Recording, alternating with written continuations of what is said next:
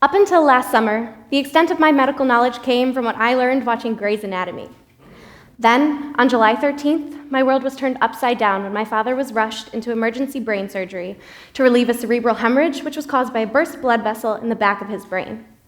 He spent nearly 3 weeks in the critical care unit before being transported to an inpatient rehabilitation facility. There, he spent nearly 1 month relearning how to eat, drink, stand, and walk on his own. While my family sat beside my father in the hospital and at rehab, I became increasingly fascinated with the organ that first threatened and then saved my father's life. We're taught from a young age that the main function of the brain is to take care of us, the host body.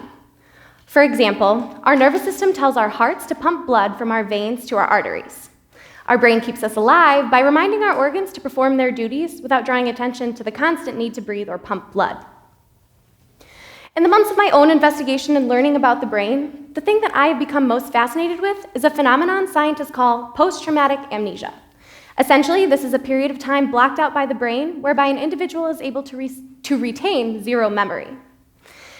It's often called the brain's fight or flight method, and while it's discomforting to the patient's friends and family, it's actually a way of protecting the patient from retaining a traumatic memory, reliving that event, and subsequently suffering severe post-traumatic stress. My father, for example, remembers nothing about his 3-week stay in the critical care unit.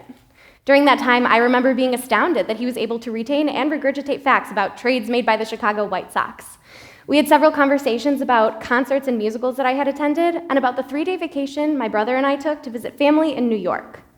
While none of these memories are familiar to my father, he will swear that our family flew to California, took a train to Cincinnati, and moved to a trailer park in Hinsdale. No offense to anybody who was from Cincinnati, but it's not really at the top of my travel bucket list. And I'm not sure if anybody is familiar with Hinsdale, but I can assure you it's not the trailer park type.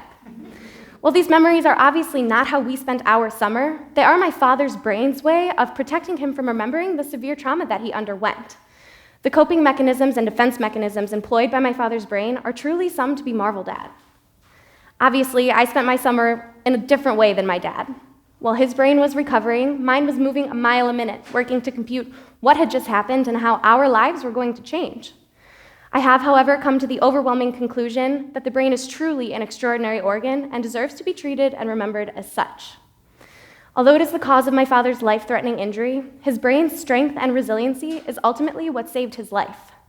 By the grace of God and the knowledge and expertise of his neurosurgical team at Good Samaritan, today marks exactly 9 months since my father was in brain surgery.